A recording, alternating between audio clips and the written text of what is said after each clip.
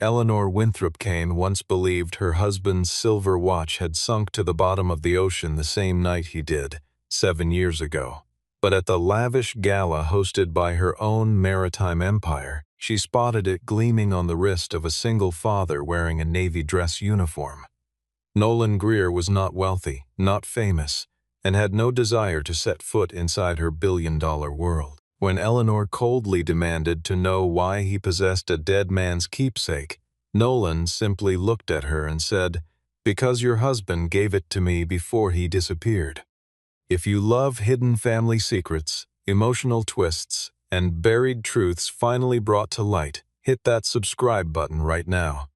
The grand ballroom of the Waldorf Event Hall in Manhattan shimmered under a constellation of crystal chandeliers, every surface polished to mirror brightness, every table dressed in white linen and silver centerpieces shaped like ship anchors. Kane Maritime Technologies had spared nothing for this evening.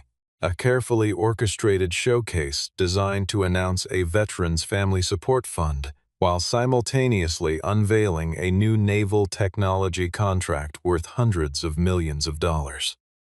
The city's most powerful financiers mingled with decorated military officers, tech executives traded pleasantries with congressional staffers, and photographers circled the perimeter like gulls tracking a vessel's wake.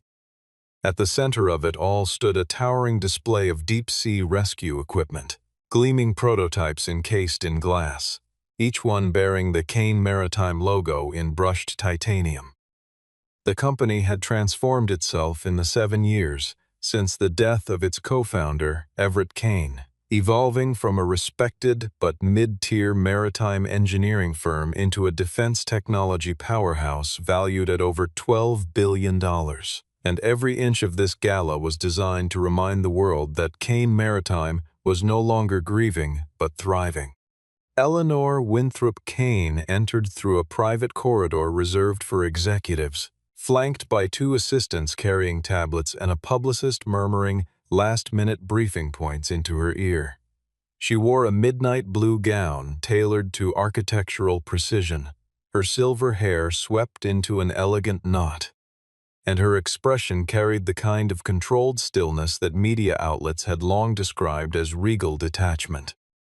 The press called her the Iron Woman of American maritime industry, a title she neither embraced nor corrected because correcting the narrative would mean admitting that beneath the composure was a grief she had never fully processed.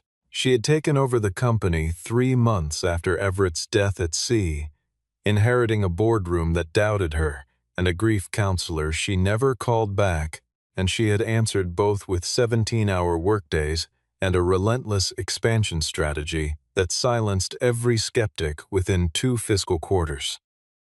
Tonight was supposed to be a celebration of that transformation, a night where Eleanor could stand at the podium and speak about legacy without flinching, a night where Everett's name would be invoked as inspiration rather than wound.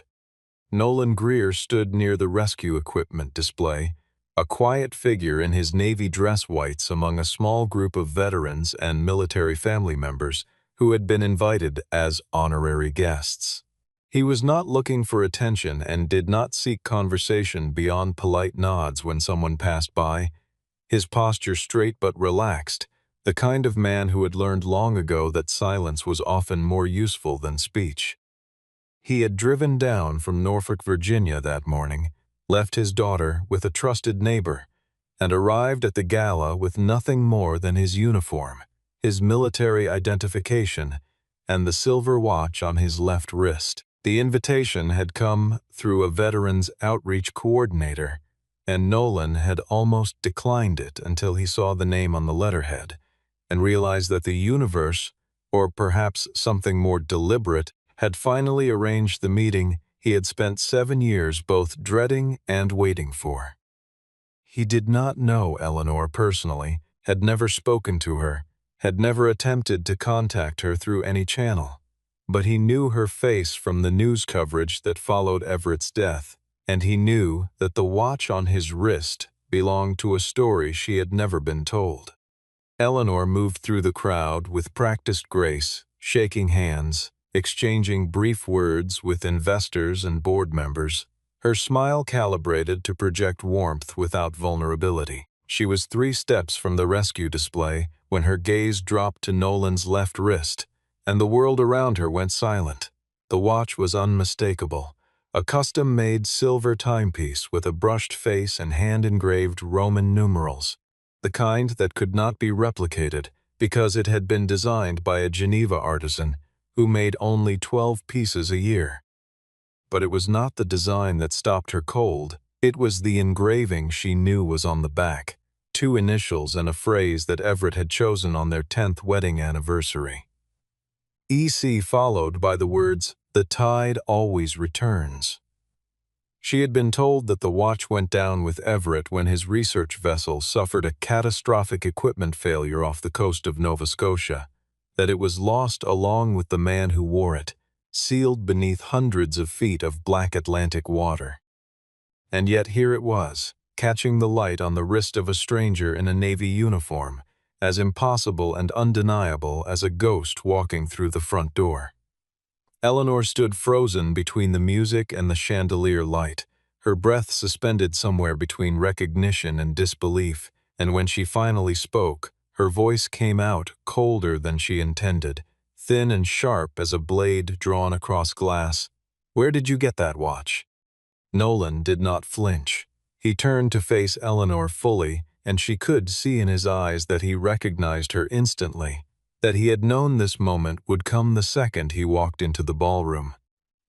But he did not rush to explain, did not stammer or reach for excuses the way a guilty man might. Instead, he looked at her with an expression that was difficult to categorize, something between respect and sorrow, and said quietly that the watch had been given to him by a man to whom he owed his life.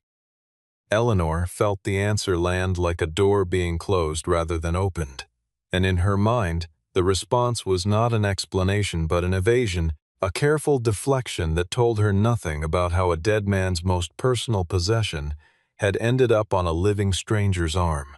The watch was not just metal and glass to her, it was the last physical thread connecting her to a marriage that had been severed without warning, without farewell, without even the dignity of a body recovered from the sea. And seeing it on someone else's wrist felt like watching a stranger wear her husband's skin. Sterling Whittaker III materialized beside Eleanor with the fluid precision of a man who had spent decades navigating boardrooms and cocktail parties with equal ease, his silver hair combed back, his tuxedo impeccable, his hand touching Eleanor's elbow with just enough pressure to suggest guidance without command. He murmured that perhaps this matter should be handled privately, away from the cameras and the investors, that the last thing the company needed was a scene involving a mysterious military guest and the late founder's personal effects. But even as he counseled discretion, Sterling leaned closer and added with deliberate softness that men like Nolan sometimes used military credentials to gain access to grieving families, that it was not unheard of for opportunists to fabricate connections with the dead in order to extract sympathy or money from the living. Preston Maddox, the company's chief financial officer and Sterling's closest operational ally, stepped forward and signaled 2 security officers.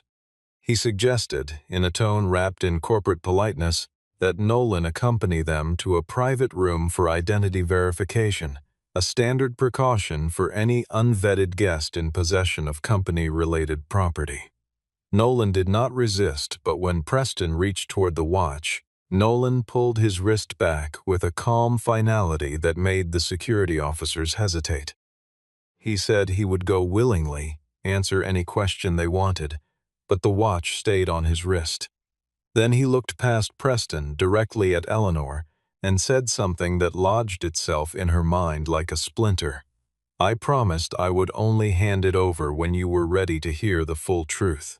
The statement unsettled Eleanor more than the watch itself, because for 7 years she had lived inside a narrative that was clean and closed. Everett had died suddenly in a maritime accident. The investigation had concluded with no foul play suspected. No final messages had been recovered, and no credible witnesses had come forward with alternative accounts. The story had been painful but complete, a tragedy with no loose ends, and she had built her entire second life on the foundation of that completeness.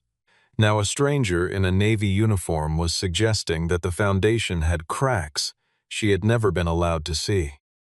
As Nolan was escorted from the ballroom, Eleanor turned to June Holloway, her longtime executive assistant, a woman who had been with the company since before Everett's death, and who carried herself with the quiet loyalty of someone who had chosen sides long ago. Eleanor told June to pull every file related to Everett's accident, every report, every communication log, every insurance claim, everything that had been archived or sealed in the 7 years since. But the moment Eleanor mentioned the watch, June's face changed, a flicker of something that was not surprise but recognition, as though a fear she had carried in silence had finally stepped into the light. The story of Nolan Greer did not begin in that ballroom, but in a small apartment in Norfolk, Virginia, where the rhythms of his life were defined by duty, routine, and a quiet devotion to his daughter that he rarely spoke about. After his shifts at the Naval Technical Station, he would drive home through streets lined with oak trees and chain-link fences, unlock the door to a 2-bedroom unit on the second floor of a weathered brick building, and step into a world that smelled like reheated casserole and colored pencils. His daughter was the center of his civilian life, a bright and self-sufficient child who had learned early that her father's silences were not distance but depth, and their evenings together were simple: homework at the kitchen table, dinner made from whatever was in the refrigerator, and the low hum of a radio Nolan was perpetually repairing in the corner of the living room. He mentioned her rarely to colleagues and never brought her into his professional complications, not because he was ashamed, but because he believed that a child's world should be kept separate from the weight that adults carried. Nolan had served in the Navy for over a decade, specializing in maritime technical operations and rescue coordination, the kind of work that required calm hands, precise thinking, and the ability to make decisions in darkness when the ocean was doing everything in its power to kill you. He was respected but not celebrated, competent but not ambitious, the sort of officer who would never seek a promotion he did not earn and never claim credit for a mission he did not lead. 7 years earlier, Nolan had been part of a technical rescue unit dispatched to respond to a distress signal from a private research vessel operating under contract with Kane Maritime Technologies.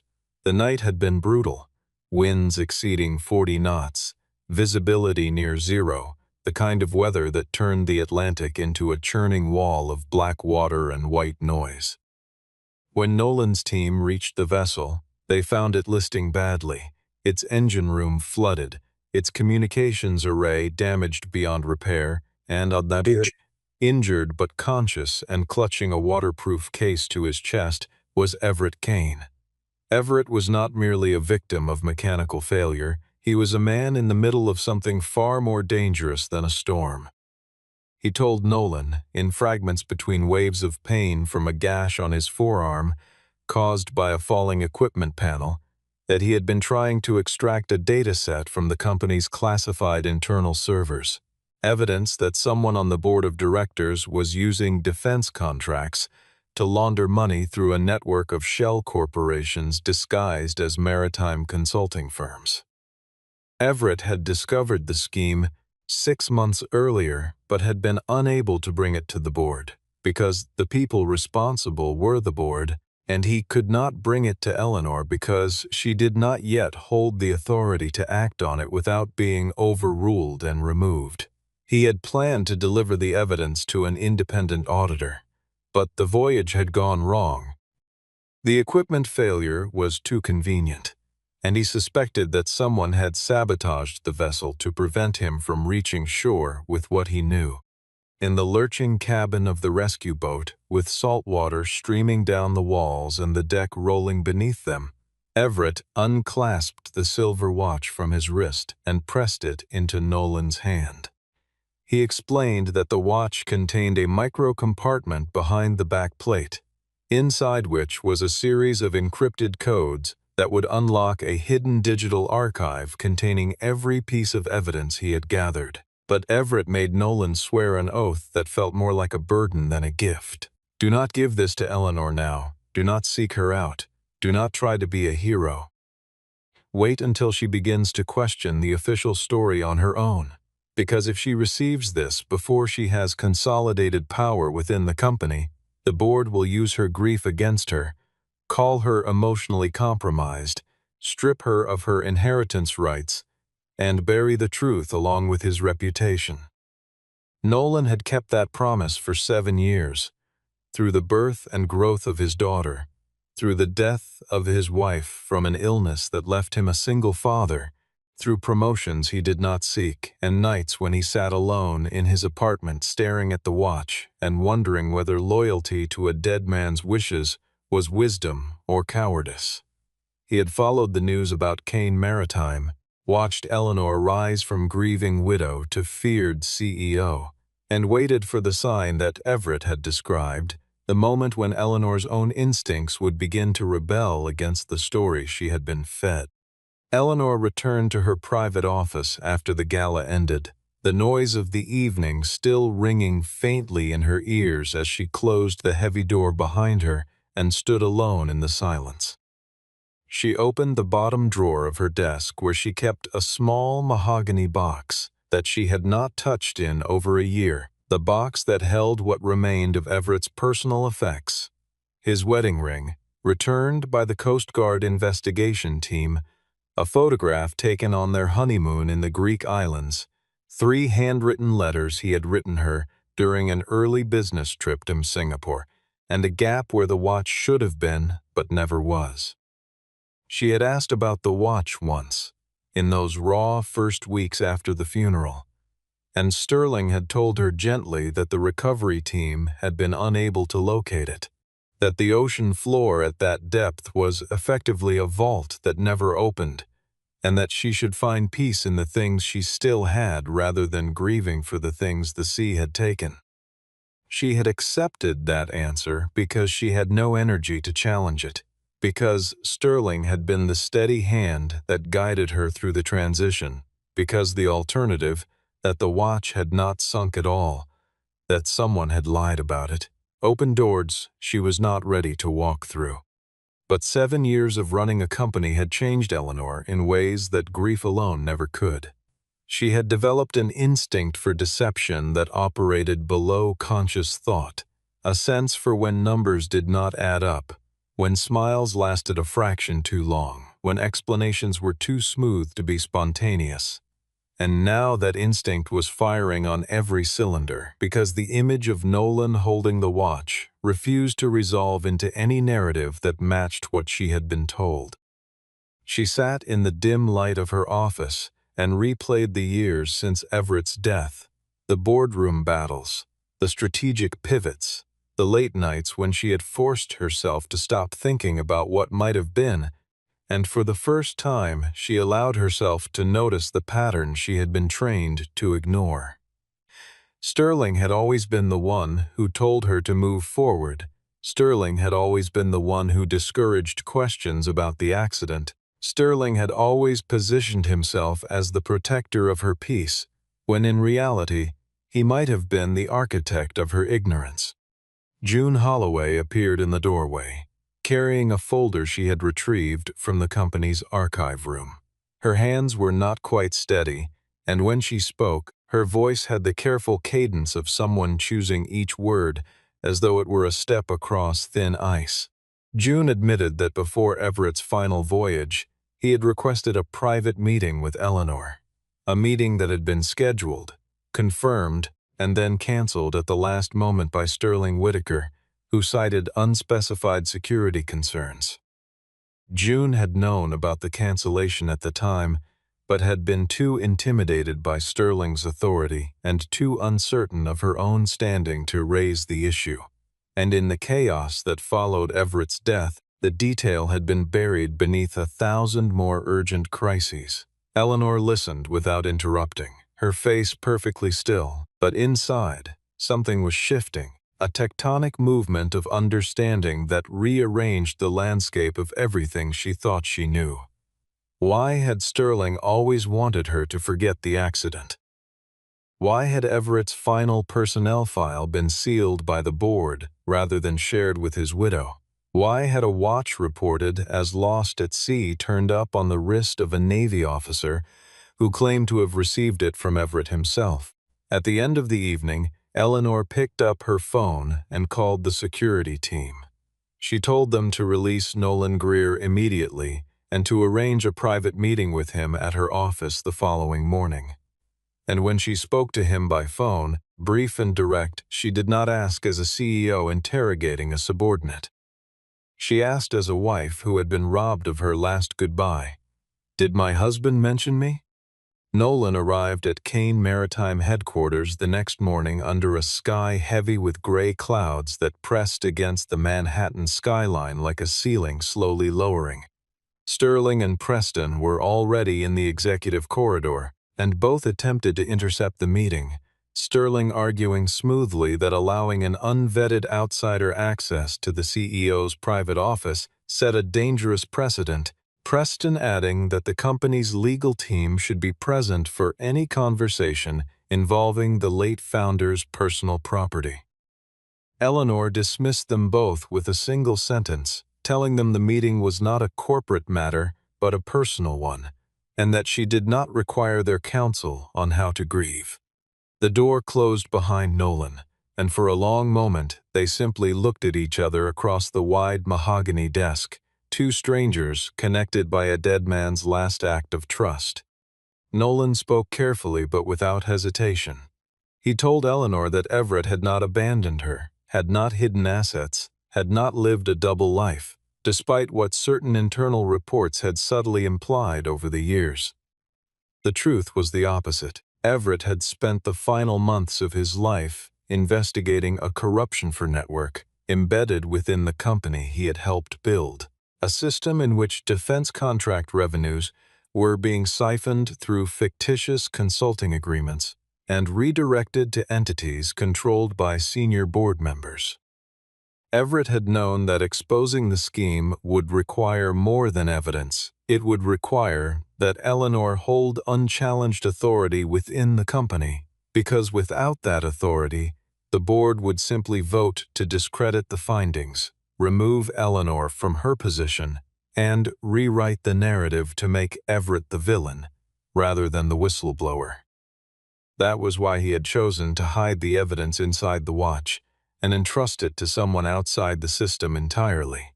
Someone with no financial ties to Kane Maritime, no ambition within its hierarchy, no vulnerability to boardroom pressure. Eleanor's reaction was a complex architecture of fury and heartbreak. She demanded to know why Nolan had not come to her sooner, why he had allowed 7 years to pass while she lived inside an incomplete story, mourning a man whose final act of love she had never been allowed to understand. Nolan answered with the truth that was hardest for her to hear. Everett had set the condition himself. The watch was only to be delivered when Eleanor began to doubt the official account on her own, not when someone else planted the doubt for her, because Everett knew that if the revelation came from the outside, the board would call it manipulation, but if it came from Eleanor's own awakening, no one could take it away from her. The answer did not bring Eleanor to forgiveness, not entirely, but it dissolved the suspicion that Nolan had kept the watch out of greed or exploitation. He had kept it out of a promise made to a dying man on a sinking ship, and the weight of that promise had shaped 7 years of his life in ways Eleanor was only beginning to comprehend. Nolan turned the watch over and carefully opened the back plate using a small tool he carried in his pocket. Inside, there were no diamonds, no hidden currency, no dramatic treasure, just a miniature engraved code sequence and, beneath it, a line that Everett had etched by hand with the patient precision of a man who knew he might not get another chance to speak. "Tell Ellie I never left." Eleanor used the code from the watch to access a digital archive that Everett had created and concealed within an obsolete server partition months before his death. The archive was meticulous, organized with the same careful logic that had defined Everett's approach to every project he touched, and its contents were devastating. There were recorded excerpts from board meetings where Sterling and Preston discussed rerouting contract payments, copies of subsidiary agreements with companies that existed only on paper, internal memos that documented how research budgets had been inflated to create slush funds, and detailed notes in Everett's handwriting identifying the exact mechanisms by which legitimate naval contracts were being exploited to generate untraceable revenue streams. Sterling Whitaker III and Preston Maddox emerged from the evidence as the two central architects of the scheme, men who had used Kane Maritime's rapid growth as cover for a financial operation that had been running for nearly a decade. What made the betrayal worse was what they had done after Everett's death. They had systematically seeded internal narratives, suggesting that Everett himself had been involved in financial irregularities, planting just enough ambiguity in company records to ensure that if anyone ever investigated, the trail would lead to a dead man who could not defend himself. Eleanor realized with a cold clarity that for 7 years she had unconsciously absorbed those insinuations, allowing a faint cloud of doubt about Everett's integrity to settle over her memory of him, a doubt that Sterling had cultivated precisely because it kept her from looking too closely at his own activities. The timing added another layer of urgency. Kane Maritime was weeks away from signing its largest contract in company history, a multi-year technology partnership with the Navy and a major sovereign investment fund. If the evidence of corruption surfaced in an uncontrolled way, the company could face debarment from federal contracting, investor panic, and the collapse of an enterprise that employed thousands of people across 6 states. Eleanor could not act on impulse, no matter how much the evidence made her want to walk into Sterling's office and end his career with a single phone call. Nolan proposed a methodical approach. Transfer the evidence to an independent forensic auditor, and simultaneously file a formal disclosure with the Defense Contract Audit Agency, following the precise legal framework that would protect the company's employees and ongoing contracts while ensuring that the guilty parties could not destroy evidence or flee jurisdiction. Eleanor agreed, but what struck her in that moment was not the strategy itself, but the realization that Nolan thought about consequences the way Everett had, not as a calculation of personal advantage, but as a responsibility to the people who would be affected by the fallout. For the first time since the gala, Eleanor looked at Nolan not as the man who had kept her husband's watch, but as the man who had quietly guarded her husband's final wish for 7 years without asking for recognition, compensation, or even acknowledgement. At the far end of the executive floor, Preston Maddox sat at his desk monitoring access logs on the company's legacy server infrastructure, a task he performed routinely as part of what he called digital housekeeping. When the system flagged that the obsolete partition containing Everett's archive had been accessed for the first time in 7 years, Preston's face drained of color. He picked up his phone and called Sterling, and his voice, usually so controlled, carried a tremor that Sterling had never heard before. The watch came back. Sterling Whitaker III understood immediately that the threat was no longer theoretical. If Eleanor had accessed Everett's archive, then she had seen the contracts, the shell companies, the meeting recordings, all of it. His response was swift, precise, and ruthless in the way that only a man who had spent decades weaponizing information could be. Within 48 hours, carefully placed stories began appearing in financial trade publications, unnamed sources suggesting that a Navy-enlisted man with personal debts and a custody situation was attempting to leverage a stolen family heirloom to extract financial concessions from a vulnerable CEO. The stories never named Nolan directly, but they provided enough detail that anyone connected to the maritime defense community could identify him. And the implication was unmistakable. This was not a man delivering truth, but a man running a long-term confidence scheme dressed in military honor. Nolan was summoned to a formal review at his naval station, not because he had been charged with any offense, but because his name had become entangled in a media narrative that reflected poorly on the service.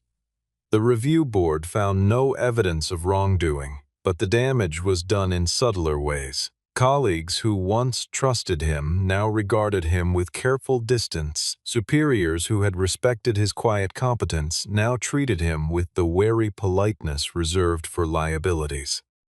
His reputation, the only currency a man like Nolan had ever valued, was being eroded not by facts but by suggestion, and he bore it with the same stoic discipline that had carried him through worse nights on worse seas.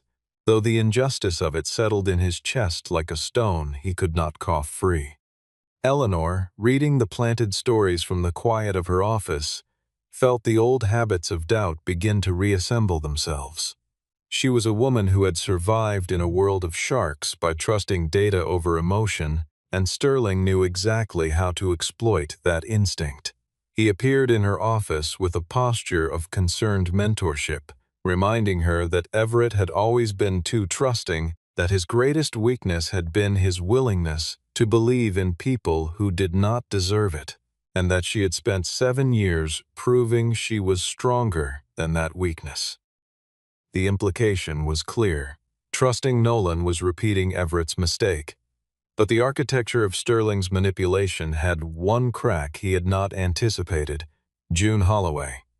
June had spent the previous night in the company's physical archive room, searching through boxes of calendars, scheduling logs, and administrative records from the year of Everett's death.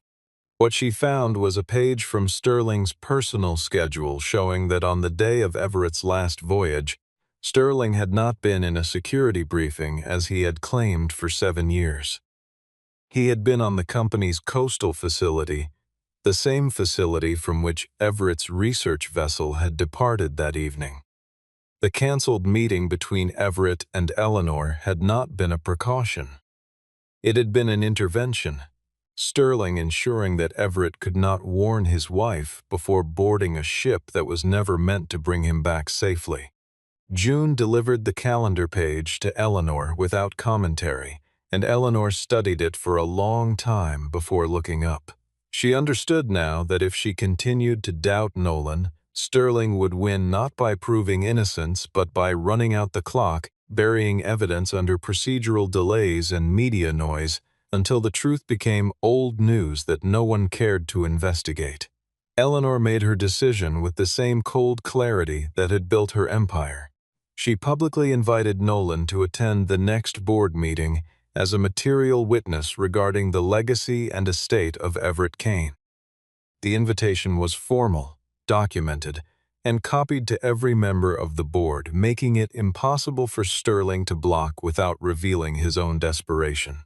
When Sterling received the notification, he leaned back in his leather chair, straightened his cufflinks, and smiled the smile of a man who believed that every stage was his stage. He turned to Preston and said softly, "Then we will destroy him right in front of her." The boardroom occupied the entire top floor of Kane Maritime's headquarters, a cathedral of glass and steel overlooking the harbor where cargo ships and naval vessels moved in slow procession against the gray water. Eleanor sat at the head of the long conference table, Sterling to her right, Preston to her left, and 8 other board members arranged along both sides, their expressions ranging from curiosity to carefully concealed anxiety. Nolan entered in his full dress uniform, every medal in place, his bearing upright without arrogance, his face composed with the calm of a man who had already decided that the outcome mattered less than the truth. Sterling opened the questioning with prosecutorial elegance, his voice warm and reasonable as he asked why Nolan had retained property belonging to a deceased private citizen for 7 years without notifying the family. why he had chosen to reveal his possession of the watch at a public event, rather than through proper legal channels, and whether his true motivation might be financial compensation or public attention. Several board members nodded along, their skepticism reinforced by the media stories Sterling had planted, and for a moment the room felt like a tribunal rather than a corporate meeting. Nolan answered without raising his voice and without emotional appeals. He laid out the sequence of events in precise chronological order: the rescue mission, the condition of Everett's vessel, Everett's injuries, and his coherent state of mind, the transfer of the watch, the explicit instructions regarding the conditions under which it could be delivered, and his own compliance with those conditions over the intervening years. He stated clearly that he had never requested money, stock, board access, or any form of compensation from Eleanor or from the company, and he invited the board to audit his financial records, his service history, and his personal correspondence to verify that claim. Then Eleanor rose from her seat and activated a screen at the far end of the room. She played the final recorded message that Everett had embedded in his archive, a voice recording made in the weeks before his last voyage, his tone steady, but weighted with the knowledge that he might not survive what he was about to do. In the recording, Everett named Sterling and Preston directly, describing in clinical detail how they had corrupted the company's defense contracting pipeline, and he explained his decision to entrust the evidence to what he called a young sailor with eyes cleaner than this entire boardroom. The silence that followed was absolute. Sterling broke it by declaring that the recording was fabricated, that voice synthesis technology made such evidence inadmissible, that no reasonable board would accept the word of a stranger over the established leadership of a $12 billion company. But Nolan was prepared for this too. He produced a technical verification document prepared by Commander Adrian Cole, his former superior officer, confirming that the recording's timestamp, the device signature, and the GPS coordinates of the signal all matched the official mission logs from the night of Everett's rescue.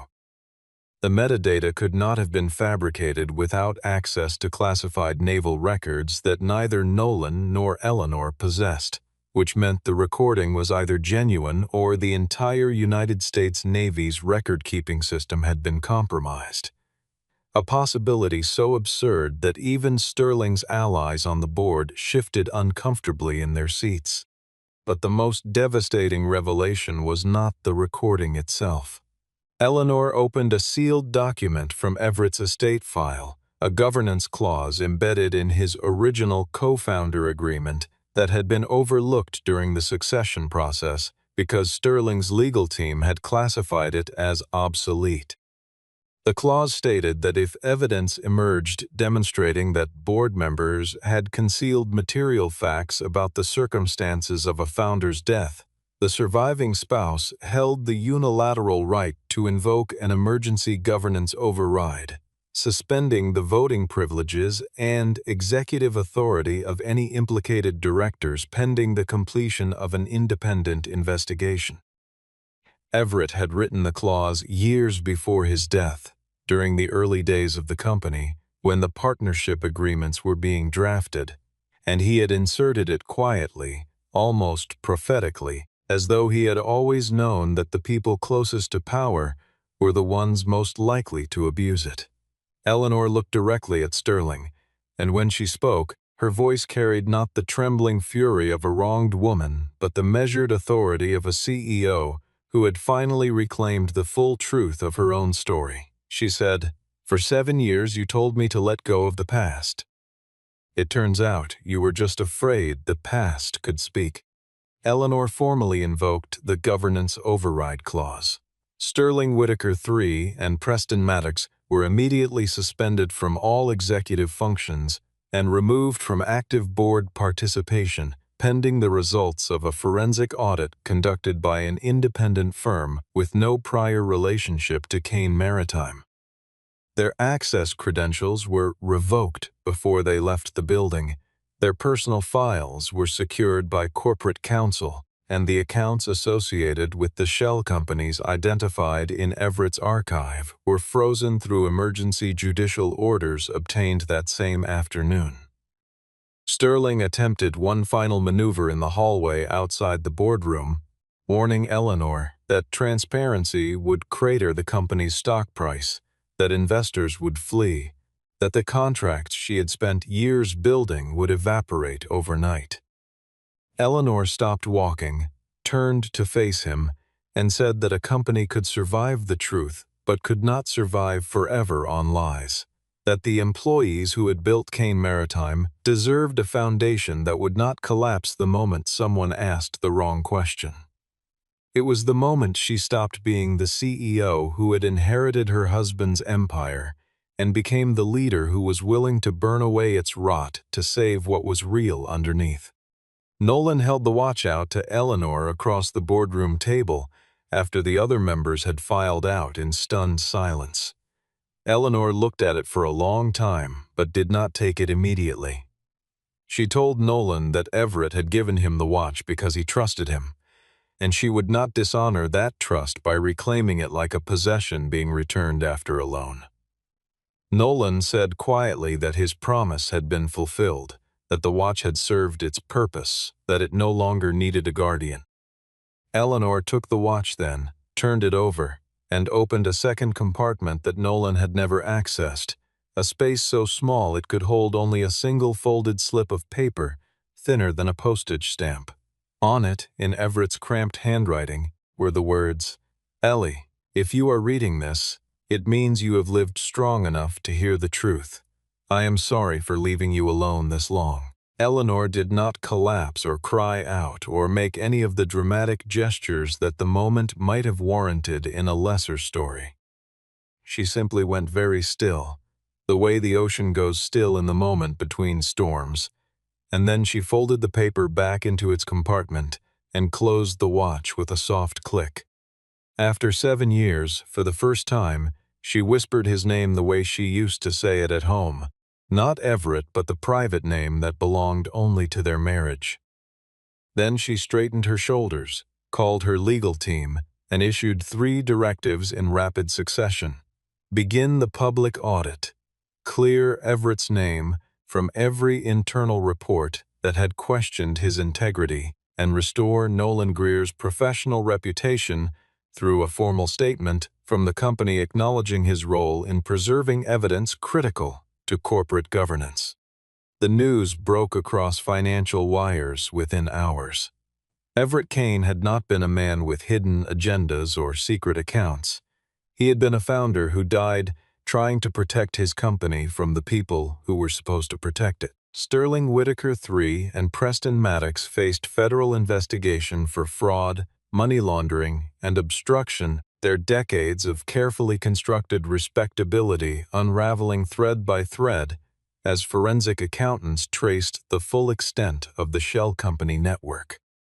Eleanor received calls from major shareholders not demanding explanations but offering support, because the market, for all its coldness, recognized the difference between a CEO who hid problems and one who solved them in public.